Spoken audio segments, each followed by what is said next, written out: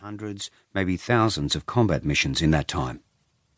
My family rode the roller coaster quietly determined to support me, which was not always easy for them, given the tensions between warfare and modern social values. Australia can be a testing place to pursue a profession of arms. In the past, we in the armed forces have been warned against wearing our uniform in public, which was frustrating, if understandable.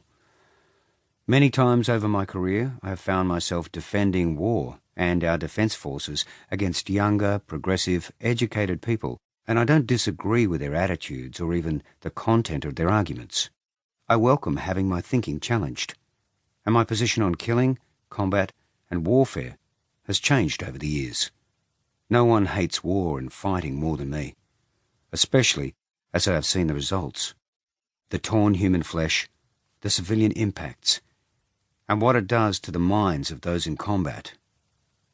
But I have also seen what extreme ideologies can do, and sometimes we are called to help.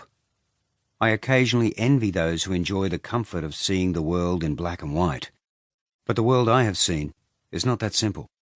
During my service, I didn't turn into the quintessential tough soldier, a strong, imposing, striking warrior, hardened in the heat of combat, dark and contemplative, with an air of control and decisiveness. I am skinny, anxious, and easily distracted. My journey has been less about combat and courage, and more about adventure and the determination to understand and overcome my weaknesses. I merely squeezed everything I could out of my limited resources. During my years of service, I became known in the SAS for organising cricket games within the unit, in backyards, streets, military compounds, and even outside the wire, wherever I travelled with combat teams.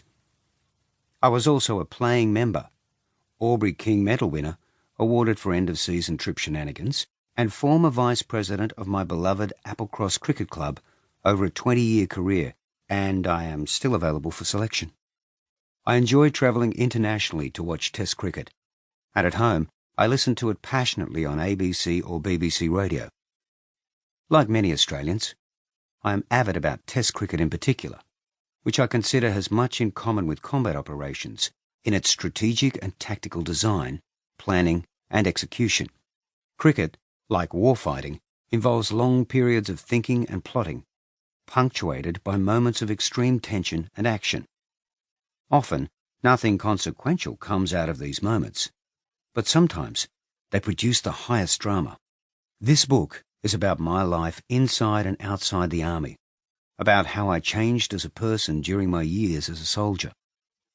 It is also about how the game of cricket became a framework around which I was able to better understand my experience and communicate with others. Cricket provided me and some of my fellow soldiers with a purpose when there seemed to be none, an escape when one was needed, a conversation when silence needed breaking, a moment of forgetting the long time we were spending away from family and friends.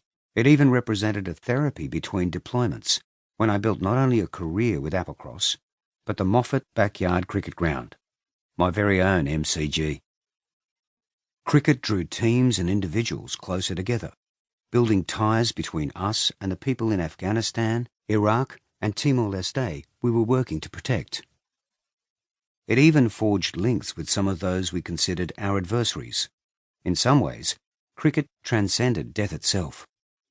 The matches that broke out among us on airfields, in Q stores, and on forward operating bases, FOBs, were always a superb balance of competitiveness and spirit of the game.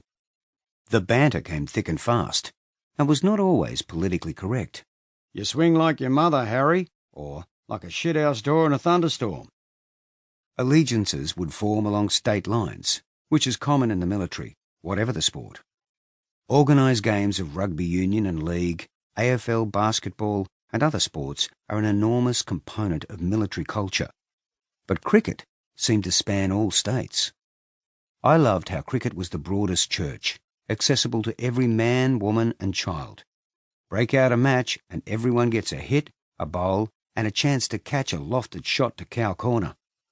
Cricket can be played anywhere, inside a kitchen, on a 2-metre wide strip behind the